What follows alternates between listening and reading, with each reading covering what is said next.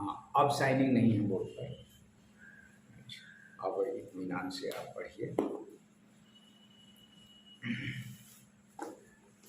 देखिए, angle between two vectors पढ़ा रहे हैं, ठीक है। इस पर हम एक क्वेश्चन करें और आपको पता चलेगा कि हम मिस माइंड कहाँ हो रहे हैं। हालांकि जो फॉर्मूला हम अभी आपको पढ़ाएंगे वो बाद में पढ़ाएंगे, डेरिवेशन। देखिए, अब एक क्वेश्चन हम लिखते हैं यहाँ। हम ये आपको डायग्राम दे देते हैं। सपोज दैट ए वेक्टर है और ए वेक्टर है, right. There are two vectors, right. और ये वेक्टर का हम नाम दे देते हैं vector A and this vector is named as vector B. जब भी आप वेक्टर लिखिएगा तो ऊपर तीर जरूर लगाइएगा, ठीक है। तो ये वेक्टर हमारा हो गया वेक्टर बी, राइट।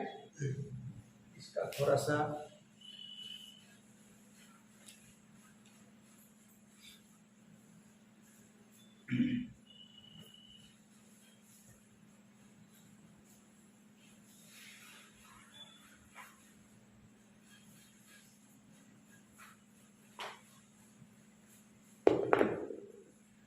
देखिए, ये आपका वेक्टर हो गया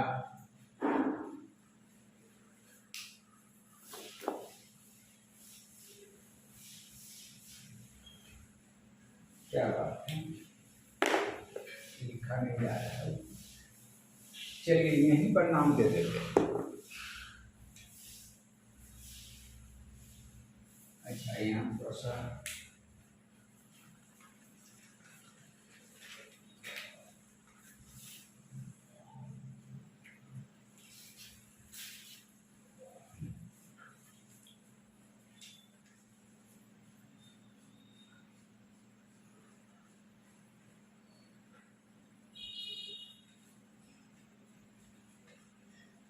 ए वेक्टर बी, राइट। और ये आपका दे दिया 120, राइट। अच्छा, वेक्टर ए का कुछ वैल्यू दे देते हैं। सपोज दैट ये आपका हम ले लेते हैं 50 न्यूटन। क्या 50 Newton force? Force is a vector quantity, right, force. और वेक्टर बी को हम कह दे क्या 100 न्यूटन? नहीं, ये तो बहुत बड़ा मैग्नीट्यूड है, तो इसको आई से छोटा है ना, तो हम लिख देते कितना 20 न्यूटन, राइट। हाँ, अब कहेगा कि नेट फोर्स कितना होगा। जैसे ये टेबल है, एक बच्चा ऐसे धक्का मारे तो अगर अकेला फोर्स है तो इधर ही जाएगा, लेकिन एक इधर फोर्स लगा रहा है और एक यहां से इधर फोर्स लगा रहा है, टेबल ऐसे घूम जाएगा। नहीं समझे बात? पहली बात को दिमाग से समझिए, ये समझ। जैसे एक बच्चा है, इसको ऐसे फोर्स लगाए, इधर धक्का दे रहा है, और दूसरा बच्चा इस कॉर्नर पर क्या है, ऐसे दे रहा है, तो टेबल ऐसे घूम जाएगा, सीधा नहीं जाएगा। तो ये वेक्टर है, कुछ दोनों वेक्टर हैं, दोनों फोर्स है, ये दोनों डिप एंगल पर चल रहा है। बात को गहराई से समझिए, नहीं तो फिर मिस्टेक हो जाएगा। जैसे एक बुक है, अब इस बुक को कोई इधर धक्का मारे अब कोई इधर टर्न करे तो घूम जाएगा ऐसे। एक्सपेरिमेंट करके बता रहा है, एक्सपेरिमेंटल बात है, हम बच्चों को कहेंगे कि मारो। अब घर में एक्सपेरिमेंट करके देखिए,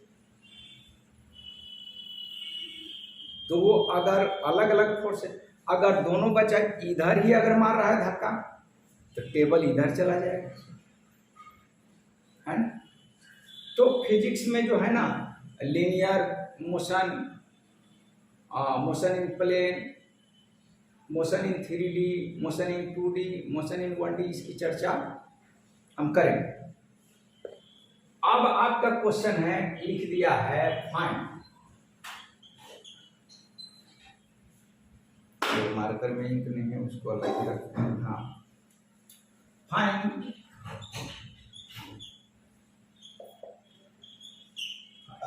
क्या बात है यार, इस पर पावर में मेरा फाइंड ये है, find the net force, net force है ना, find the net force from क्या लिखेंगे, adjoining figure, adjoining ADJOINING, adjoining figure. Adjoining figure का मतलब बगल में जो फिगर दिया गया है, इस एडजॉइनिंग फिगर से आपको नेट फोर्स निकालना है। क्लियर? अच्छा, if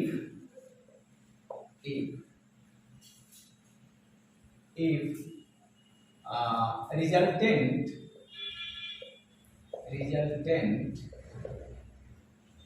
of two vectors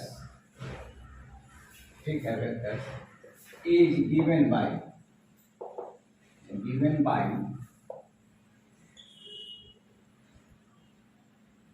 R equal to P square plus Q square plus 2PQ cos theta।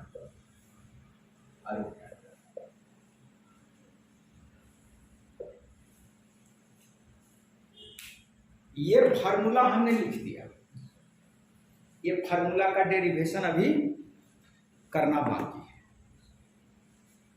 और शायद इस फिजिक्स का ये फर्स्ट फार्मूला है। ऐसे आपने फिजिक्स में बहुत सारे फार्मूला पढ़ा हो, लेकिन फिजिक्स का ये ऐसा फार्मूला है जो सभी जगह लागू होता है, इम्प्लीमेंटेशन सभी जगह है, सारे जगह ये फार्मूला फिजिक्स का बेस माना जाता है। इस फार्मूला के बगैर आप फिजिक्स नहीं पढ़ सकते, इतना इंपॉर्टेंट है फार्मूला का नाम कभी सुने हैं? R equal to P square plus Q square plus 2PQ cos theta. हम इसको डेरिवेशन आपको करेंगे, हम डेराइव करके इसकी प्रॉपर्टी है रिजल्टेंट फोर्स जब निकालते हैं तब यहाँ पर हम चलेंगे, डेराइव करेंगे। इतना महत्वपूर्ण बात है, इतना इंपॉर्टेंट बात है कि आप सोच नहीं सकते। अब आप देखिए, बच्चा मिस्टेक कहाँ करता है, बच्चा मिस्टेक कहाँ करता है, बात को समझिए। अब ये फार्मूला दे दिया गया कि इस फार्मूला के आधार पर जो वेक्टर ए है whose value is 15 newton, 50 newton, and vector B, ये जो वेक्टर बी है इसका वैल्यू कितना है 20 न्यूटन। ठीक, तो नेट फोर्स हमें निकालना है, क्या करना है, नेट फोर्स निकालना है। अब कैसे निकालेंगे इस बात को समझिए। ये फार्मूला अभी दे दिया है, अब आप देखिएगा ज्यादातर बच्चे क्या क्या करता है, ज्यादातर बच्चे क्या करता है इस बात को समझिए। वो लिखेगा आर, राइट, और पी के बदले लिखेगा 50 न्यूटन, यह है ना आपका। तो एक वेक्टर ये है तो लिखेगा A square plus B square plus 2ab cos कितना लिखेगा 120 डिग्री, कितना लिखेगा,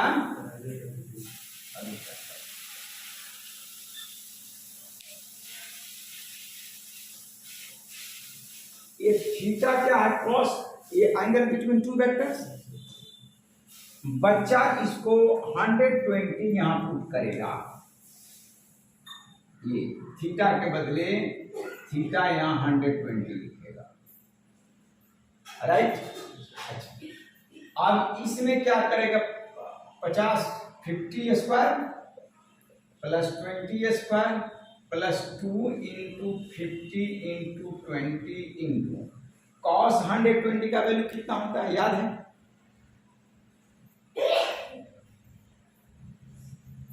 कॉस 120 का वैल्यू कितना होता है?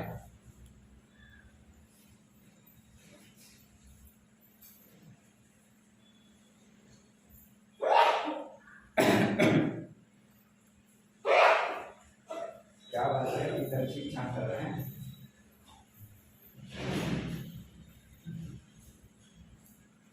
तो कॉस 120 का वैल्यू आपको ख्याल नहीं है, -½ होता है। कितना होता है? -½ और स्क्वायर रूट कीजिएगा, ये आप यहां से काट दीजिएगा, 10 आ गया, राइट। और ये बन जाएगा आपका कितना, 2500 प्लस 400, राइट। 20 स्क्वायर 400 और 50 स्क्वायर 2500, और अब आपके पास क्या बच गया, 15 to 10 502, तो माइनस लीजिएगा, या -1 है तो कितना हो जाएगा, 500 to 100 1000, राइट। आप इसको बनाइएगा तो ये कितना बन जाएगा, 2900 नहीं होगा, 2500 और 400 2900 2900, अब माइनस कीजिएगा 1000 1900, स्क्वायर रूट में 1900, ये आ गया। इतना न्यूटन आप लिखिएगा कि फोर्स लगेगा। ये भी ऑप्शन एग्जाम में रहता है, लेकिन ये बनाया हुआ क्या है, गलत है, रॉन्ग है। ये बनाया हुआ रॉन्ग है। और रॉन्ग क्यों हुआ, क्योंकि हमने यहां एंगल देखा फिगर में 120 डिग्री और मैंने फिगर में 120 डिग्री डाल दिया। क्वेश्चन में मैंने देखा 120 डिग्री, फिर एग्जामिन फिगर में 120 डिग्री दिया हुआ है, और हमने 120 डिग्री डाल करके क्वेश्चन बनाया और गलत हो गया। ऑप्शन में ये भी एक दिया रहता है, नीट के एग्जाम हो, इंजीनियरिंग का एग्जाम हो, ये भी दिया रहता है, बात समझ लीजिए।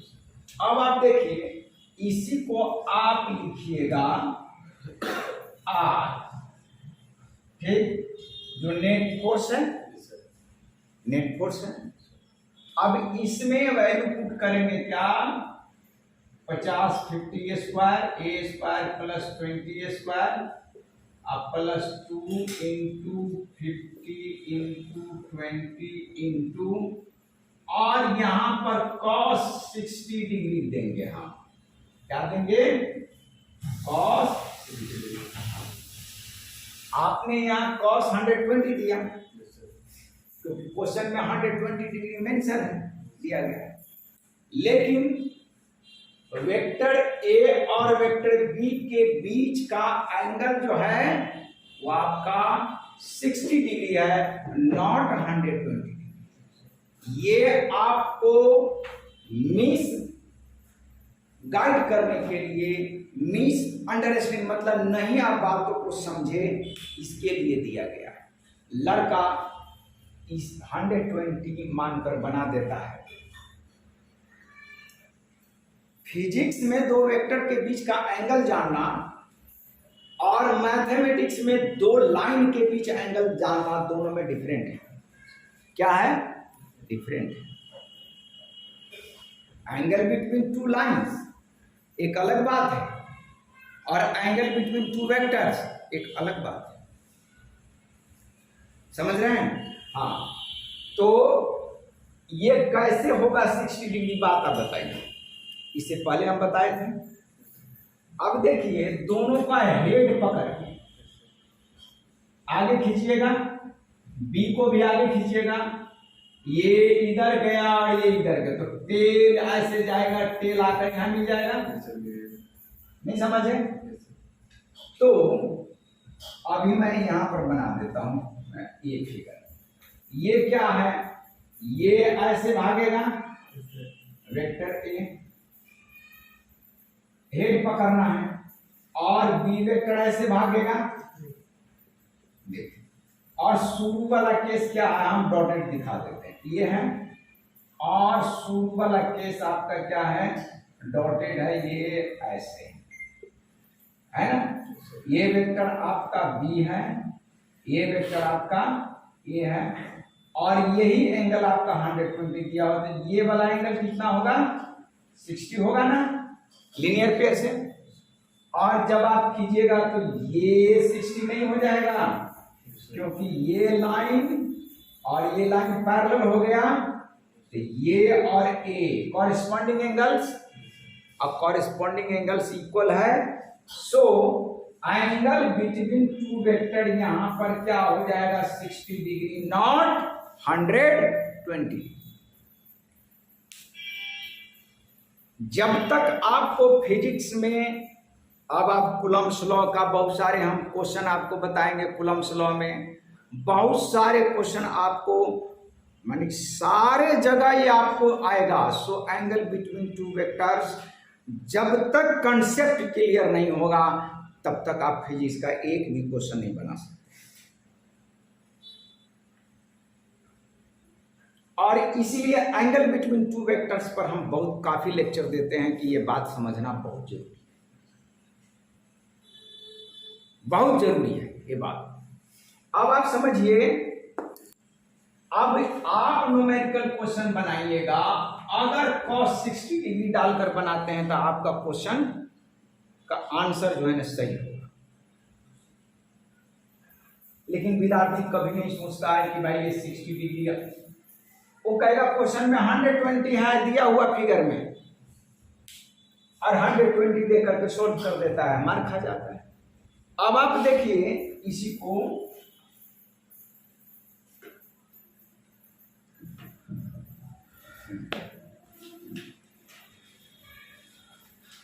देखिए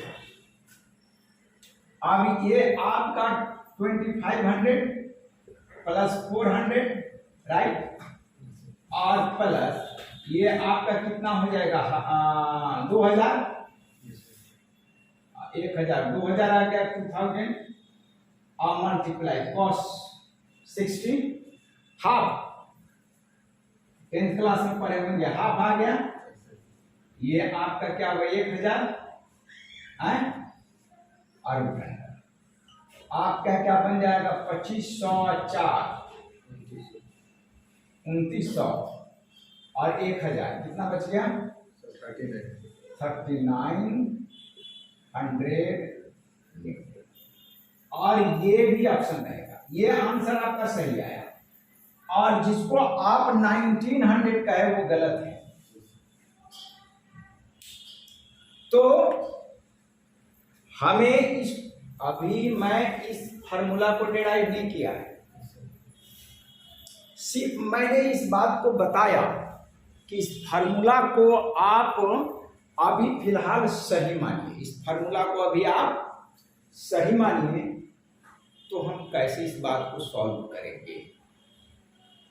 एक यह एग्जाम्पल इस बात को साबित करता है कि जब तक आपको एंगल बिटवीन टू वेक्टर्स पता नहीं होगा, ये फार्मूला आप जान करके भी क्वेश्चन आप सही नहीं बना सकते हैं। तो फार्मूला जो है, फार्मूला जिसको आप कहते हैं, वो फार्मूला एक बहुत बड़ा धोखा है। फार्मूला क्या है, जब तक कि आपको कंसेप्ट क्लियर नहीं होगा, कंसेप्ट क्लियर नहीं होगा, तब तक आप फार्मूला जानते हुए में भी क्वेश्चन को आप गलत कर डालेंगे। बात को समझिए, गलत कर डालेंगे। तो फार्मूला का सही इंप्लीमेंटेशन और यूज तब होगा जब आप कंसेप्ट जानते हैं। कल एक लड़की हमारे यहाँ पढ़ने आई थी जो 10th क्लास की है। अब थेल्स थ्योरम हम पढ़ा रहे हैं और उसमें एरिया ऑफ ट्रायंगल लिखना है। उस लड़की को बेस और परपेंडिकुलर का कंसेप्ट क्लियर नहीं है। Formula half into base into height तो लिख देगा, अगर बेस बदल दिया तो हाइट भी बदल जाएगा, अल्टीट्यूड भी बदलता है, लेकिन उसको रटा हुआ है। आप फार्मूला रटकर क्या करेंगे? कुछ नहीं करेंगे, नथिंग। अब ये बात समझ में आ गई, राइट। अब एक नेक्स्ट टॉपिक हम लिखते हैं जो बड़ी इंपॉर्टेंट है। क्या है वो? जिस तरीके से ये है, इस पर हम बहुत सारे क्वेश्चन आप बाद में भी कराएंगे। फिजिक्स न समझने के पीछे ये भी एक लॉजिक है, और फिजिक्स का न्यूमेरिकल क्वेश्चन न बनना भी एक मायने बात करता है, क्योंकि आपको कंसेप्ट नहीं है उस चीज का, इसीलिए आप मिस कर जाते हैं। हर चीज का, हर पहलू, हर डिपार्टमेंट का अपना अपना एक कंसेप्ट होता है। आर्मी डिपार्टमेंट है, उसका अपना है, सब डिपार्टमेंट। अब हम फिजिक्स पढ़ाते हैं, केमिस्ट्री पढ़ाते हैं, मैथ्स पढ़ाते हैं, बायो पढ़ाते हैं, अपनी अलग कंसेप्ट। आइए अब हम एक हेडिंग देते हैं। क्या? इस बात को समझिए, फोर्थ प्रॉपर्टी वेक्टर का चलते हैं, बड़ी इंपॉर्टेंट है, ठीक है। अच्छा, आप नोट नहीं किए हैं, इसको नोट कराना था, बीच बीच में थोड़ा सा नोट करते भी चलिएगा, ठीक है। ऐसे आप इसको देख लीजिएगा। वीडियो देखे हैं क्या? जी सर। आज भी एक डाले, उसको देखिएगा और उसमें आराम से थोड़ा टाइम सेविंग भी होगा। देखिए, फोर्थ प्रॉपर्टी है क्या? Rectangular components. क्या? कंपोनेंट्स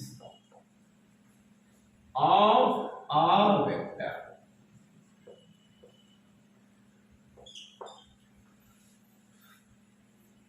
ये बहुत ही महत्वपूर्ण टॉपिक है, VVI, very very important. Rectangular component of a vector. पहले बताइए, कंपोनेंट का मतलब आप समझते हैं? कंपोनेंट्स नहीं, पार्टिकल्स नहीं, कंपोनेंट। कंपोनेंट का मतलब होता है हिस्सा, पार्ट। कंपोनेंट का मतलब क्या हो गया? हिस्सा, पार्ट।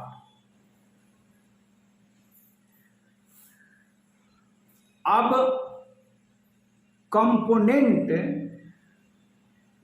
एक वेक्टर का निकालना है, तो आप जो है ना, इसे घबराएंगे नहीं। रेक्टेंगुलर का मतलब क्या होता है? रेक्टेंगल। और रेक्टेंगल क्या है? प्लेन है, 2D फिगर है ना। क्या है? 2D फिगर का मतलब उसमें दो मेजरमेंट है, एक लेंथ होगा, दूसरा ब्रेथ होगा। और ये रूम क्या है? 3D है, इसमें लेंथ भी है, ब्रेथ भी है और हाइट भी है। और एक जो धागा है वो क्या है? 1D है, उसमें लेंथ है केवल, ठीक। तो रेक्टेंगुलर है तो ये 2 डायमेंशनल है, 2 डायमेंशनल है।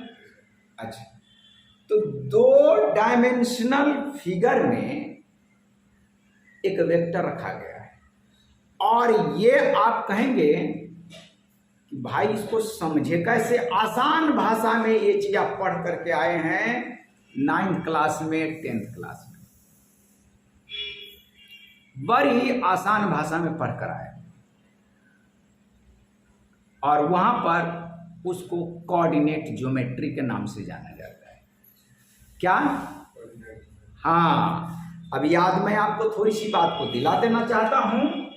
जैसे ये आपका x और x डैश x एक्सिस है, और ये आपका y और y डैश y एक्सिस है, ठीक है। अगर मैं कहूं 9th क्लास में बच्चे को पढ़ाइए, अगर मैं कहूं कि ये पॉइंट P है, ठीक, और यहां पर 4 और 6 लिखा हुआ है, राइट, तो आपसे इस बात को पूछा जाएगा कि भाई एक्स एक्सिस और वाई एक्सिस में क्या है।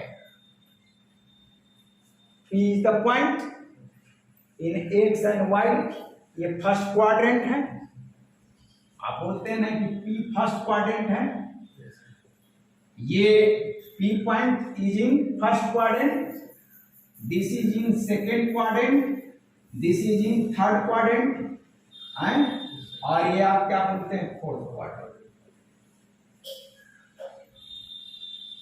P is a point is in first quadrant। तो अगर उसका कोऑर्डिनेट ये 4 और 6 लिखा हुआ है तो कहेगा यहां कि x का वैल्यू कितना होगा और y का वैल्यू कितना होगा, बता सकते हैं आप? 9th क्लास में है कि पॉइंट का लोकेशन बताना, कोऑर्डिनेट ज्योमेट्री 9th क्लास में है, और ये 9th क्लास की बात को हमें पकड़ करके यहां पर लाना है, और उसी का नाम दे दिया rectangular components of a vector. कोई नई चीज नहीं पढ़ाने जा रहा हूं, वो सारा 9th क्लास का है। यहां अब आप देखिए, अगर ये फर्स्ट वाला x होता है, फर्स्ट वाले क्या होता है, x होता है, और सेकेंड वाला क्या होता है, y एक्सिस को रिप्रेजेंट करता है। याद आया? याद आया आपको? तो x का वैल्यू 4 और y का वैल्यू 6 होगा। नहीं समझ? x एक्सिस में भी दिमाग की बात है, कोऑर्डिनेट आपको 9th क्लास वाला ख्याल है थोड़ा, कोऑर्डिनेट ज्योमेट्री चैप्टर 3rd है या 4th है, उस बात को समझिए। तो ये जो आपका है, जो 4 है, ये होगा आपका x में, यहां 4 लिखिएगा ना, और ऐसे आप 2 4 1 2 3 4 ऐसे लिखिएगा, और यहां पर आप 2 4 यहां पर लिख दीजिए 6। तो ये आपका 6 पर P पॉइंट है, राइट।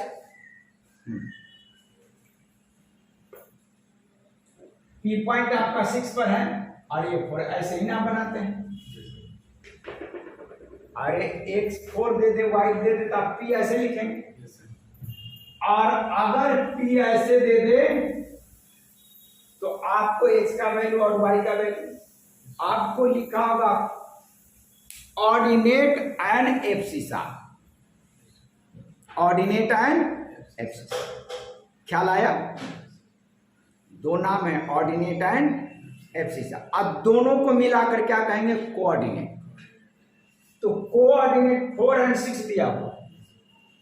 अब मुझे ख्याल नहीं है अभी कि एक्स एक्सिस को एब्सिसा बोलते हैं या ऑर्डिनेट बोलते हैं, या वाई एक्सिस को क्या बोलते हैं, तो 9th क्लास में जाकर के देखना पड़ेगा। और हर बात मुझे याद नहीं रहता है, रटा हुआ नहीं है, लेकिन इतनी तो जरूर खबर है कि ordinate and abscissa find out करने के लिए पूछता है, और दोनों को मिलाकर के कोऑर्डिनेट कहते हैं, राइट। अब आप देखिए, अगर इस ओरिजिन को यहां से हम मिला दे, राइट, तो ये एक वेक्टर बन जाएगा।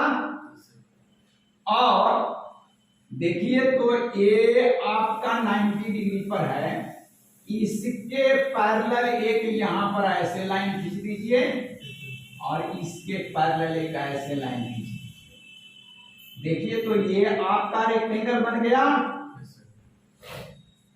रेक्टेंगल बन गया। और इसी रेक्टेंगल का ये एक्स वाला हिस्सा 4 है और वाई वाला हिस्सा क्या है आपका 6 है ना। अब दोनों मिलाकर के 4 6 बन गया। ये आप 10th क्लास के ट्रिगोनोमेट्री में पढ़ चुके हैं, और कोऑर्डिनेट ज्योमेट्री में भी पढ़ चुके हैं। तो एक्स वाले हिस्सा जो 4 है उसको हम एक्स कंपोनेंट कहेंगे। क्या कहेंगे? बस एक्स कंपोनेंट। और वाई वाले जो पार्ट है उसको हम क्या कहेंगे? वाई कंपोनेंट, जिसको आप 9th क्लास में कोऑर्डिनेट एंड एब्सिसा के नाम से जानते, सॉरी ऑर्डिनेट एंड एब्सिसा के नाम से जानते। यहां पर फिजिक्स में उसी बात को रिपीट किया है, क्या? X component and Y. तो एक वेक्टर को कैसे निकालते हैं, कंपोनेंट में कैसे बदलते हैं, बड़ी इंपॉर्टेंट बात है। और rectangular component of a vector, जब तक सही मायने में जानकारी नहीं हो आप बात को पकड़ नहीं सकते। अब आप चलिए एक एग्जांपल से बात को बताता हूं कि ये फिजिक्स की बात है, लेकिन मैंने 9th में 10th में कैसे पढ़ा। अब आप समझिए ऐसे, एक आपका एक क्या है, मानकर चलिए मैं एक राइट एंगल ट्रायंगल ले लूं, राइट एंगल, और ये एंगल मैं 60 डिग्री ले लूं और इसका नाम ABC रख दूं, राइट। अब मैं AC का वैल्यू अगर 100 सेंटीमीटर कर लूं, क्या बात को समझिए, और कहेंगे what is the value of A and what is the value of BC। AB और BC निकाल लीजिएगा।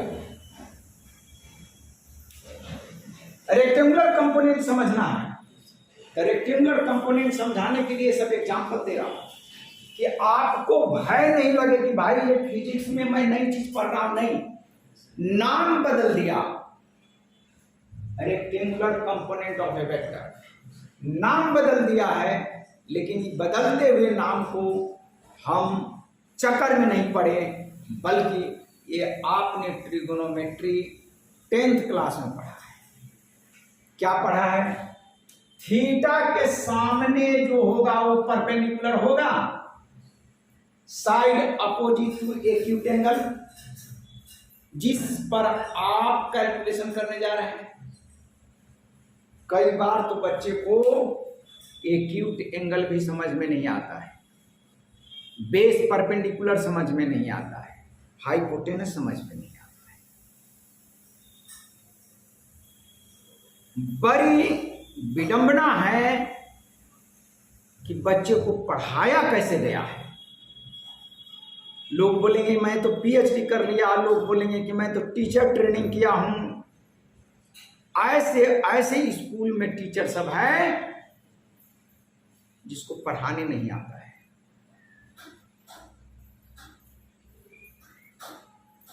हमारे पास जो भी, मैं प्रशंसा नहीं करना चाहता, दिल्ली में बहुत सारे बच्चे हैं, बहुत सारे गर्ल्स को पढ़ाए, बहुत सारे बॉयज को पढ़ाए हैं।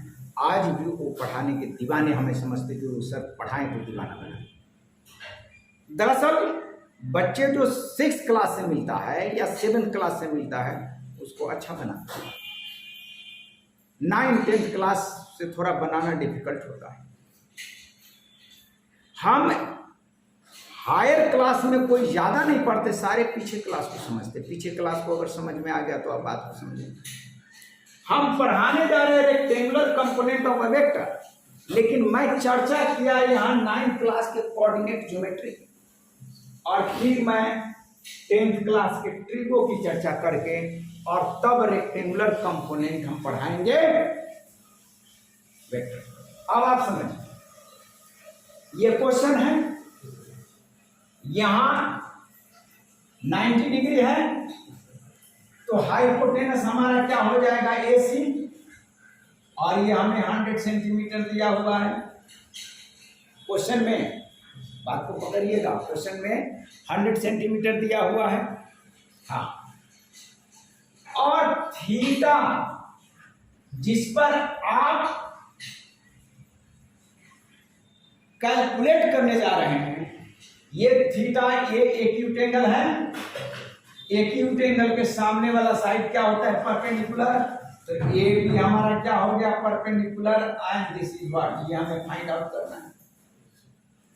और एक्यूट एंगल जिस पर बना है उसको हम क्या कहेंगे, बेस, तो BC हमारा क्या हो गया, बेस, और ये भी मुझे फाइंड आउट करना है, और ये आप 10th क्लास में पढ़े। तो अब आपको रिलेशन खोजना होगा कि परपेंडिकुलर और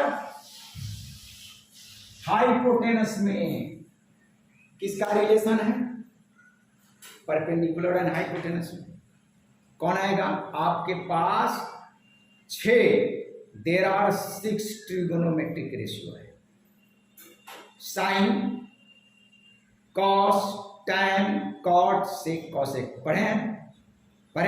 हाँ, तो आप साइन थीटा इक्वल टू क्या लिखेंगे, P/H,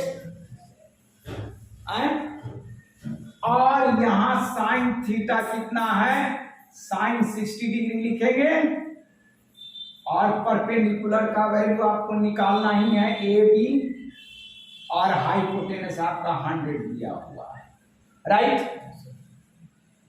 साइन 60 डिग्री का वैल्यू कितना होता है पता है आपको, नहीं पता है, बड़ा मुश्किल है, बड़ी बेस पता नहीं, आपको किस मास्टर ने पढ़ाया है, हमें तो सरदर्दी हो जाती है पीछे क्लास की बात को समझाने में, बात को समझिए। कल वो लड़की थेल्स थ्योरम पढ़ रही थी और उसको परपेंडिकुलर, हाइपोटेनस और बेस का आइडिया नहीं। एक थेल्स थ्योरम पढ़ाने में 5 मिनट का जो बात है उसमें पूरे 1 घंटे 5 मिनट लगे। आइए, साइन 60 डिग्री का वैल्यू होता है √3/2, और AB you have to find and this is 100। ठीक, आप जब AB का वैल्यू निकालेंगे तो क्या आएगा, 100√3/2। इसका मतलब आपने निकाल लिया 50√3 सेंटीमीटर। देखिए AB निकल गया 50√3 सेंटीमीटर, बात समझ गए। तो यही हमारा यहां का y है, फिजिक्स में इसको बोलेंगे y कंपोनेंट, और ये किसका हिस्सा है, 100 का। कंपोनेंट का मतलब क्या होता है, उसका हिस्सा। 100 में से एक y जो एक्सिस है, y कंपोनेंट मुझे 50√3 मिला, राइट। हाँ, अब आपका बेस निकालना है, ठीक, राइट। चलिए मैं आपको अब बात को समझाता हूं कि रेक्टेंगुलर कंपोनेंट का क्या मीनिंग है, इस बात को समझिए। भाई आराम से समझिए, फिजिक्स कुछ नहीं है, एक खेल है। आइए देखिए, अब BC निकालना है तो हम क्या लिखेंगे, हाइपोटेनस एंड क्या लिखेंगे, बेस। दोनों के बीच में रिलेशन किसका आता है, कॉस का। किसका आता है, हाँ, कॉस का आता है रिलेशन। देखिए, तो कॉस 60 डिग्री लिखिएगा और इक्वल टू B/H लिखिएगा। B के बदले आप क्या लिखिएगा, BC, और H के बदले क्या लिखिएगा आप, 100। cos 60 का वैल्यू कितना आता है, हाफ, और ये BC अपॉन 100, राइट। देयरफॉर इसको काट छांट लीजिएगा तो BC आपका मिल जाएगा 50 सेंटीमीटर। ये कैंसिल हो जाएगा, क्रॉस। अब आप देखिए, आपके पास ये दिया हुआ है यहां A से B, इन 50√3 आ गया आए? और B से C कितना आ गया आपका 50 सेंटीमीटर। 50 सेंटीमीटर। और ये ना आपका हाइपोटेनस है? हाँ। अब आपको चेक करना है कि ये 100 सेंटीमीटर आता है कि नहीं। 100 सेंटीमीटर का ये हिस्सा और ये 50 सेंटीमीटर हिस्सा है कि नहीं। आपको 7th क्लास 8th क्लास में एक फार्मूला दिया गया हुआ, क्या कि ये दे दिया है 50√3, ये दे दिया 50, तो कहेगा इसका वैल्यू फाइंड आउट करें, यहां 90 डिग्री। गहरी बात 7th क्लास 8th क्लास में पढ़े होइएगा, पाइथागोरियन ट्रिपलेट पढ़े, या ये फार्मूला पढ़े होइएगा H = PA² + BA², root under, ये पढ़े हैं, पढ़े हैं। हाँ, तो अब आप देखिए, अगर ए हमारा परपेंडिकुलर जो भी है, ये 50√3 रखिए, 50√3 इसका होल स्क्वायर प्लस 50 का होल स्क्वायर और रूट अंडर कीजिएगा परपेंडिकुलर का वैल्यू। और ये अब आप देखिए, अब ये बन जाएगा 2500 × 3। अगर ये भी करने नहीं आता है तो बड़ा मुश्किल है, और ये बन जाएगा 2500। देखिए, ये बन जाएगा 7500 आप प्लस 2500, कितना बन गया आपका 10,000। 10,000 आ गया ना। 10,000 का रूट अंडर कितना होगा 100 आ गया। देखिए बात को, मैंने इस 100 को दो हिस्से में तोड़ा, 50√3 एंड 50, और फिर इसको मैंने जोड़ा तो 100 आ गया। आपको कहेंगे कि एक पोटैटो लीजिए, एक यहां पोटैटो, ये क्या है पोटैटो है, इस पोटैटो को 4 हिस्सा कर दीजिए, ABCD 4 हिस्सा हो गया। अभी चारों हिस्से को अलग अलग कर दीजिए, ये वाला हिस्सा बन जाएगा, मैं इसको मिटा करके आपको समझाता हूं। देखिए, तो ये है आपका पोटैटो है, पोटैटो को आपने 4 हिस्से काट दिए, हर हिस्सा ए है, ए वाला ए है, यहां से आप देखिएगा ए क्या है, बी है ना, फिर यहां से आप देखिएगा ऐसे ये आपका सी है, फिर यहां से ए देख लीजिए, ये आपका क्या है डी।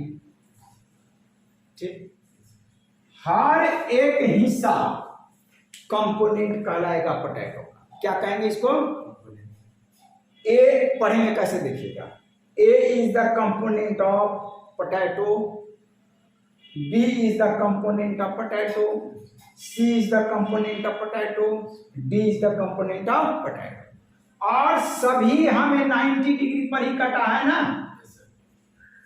तो 90 डिग्री पर जो कट जाए उसको रेक्टेंगुलर कहेंगे। क्या कहेंगे, तो A is the rectangular component of this potato, B is the rectangular component of this potato।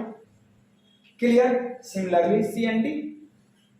हाँ, तो आपने यहां 100 सेंटीमीटर जो हाइपोटेनस था, इसको आपने परपेंडिकुलर और बेस पर बनाया, और परपेंडिकुलर बेस का रिलेशन ही 90 डिग्री होता है। परपेंडिकुलर और बेस 90 डिग्री पर ही होगा, नाम ही है परपेंडिकुलर है। तो 90 डिग्री पर आपने एक कंपोनेंट 50 निकाला और दूसरा कंपोनेंट क्या निकाला 50√3। तो 50 is the rectangular component of 100 centimetre. क्या पढ़ेंगे 50 centimetre is the rectangular 90 degree पर rectangular component of 100 centimetre and 50√3 is also a rectangular component of 100 centimetre. जब फिजिक्स पढ़ाते हैं तो उसी बात को रेक्टेंगुलर कंपोनेंट कहते हैं। ट्रिगोनोमेट्री पढ़ाते हैं या मेंसुरेशन पढ़ाते हैं तो इस बात को बोलते हैं परपेंडिकुलर और बेस। यानी नाम देंगे बेस, नाम देंगे परपेंडिकुलर, लेकिन जब फिजिक्स पढ़ाएंगे तो उसी परपेंडिकुलर और उसी बेस का नाम देंगे रेक्टेंगुलर कंपोनेंट्स। जब कोऑर्डिनेट ज्योमेट्री पढ़ाते हैं 9th क्लास में तो उसी परपेंडिकुलर और उसी बेस का नाम क्या देते हैं ऑर्डिनेट एंड एब्सिसा।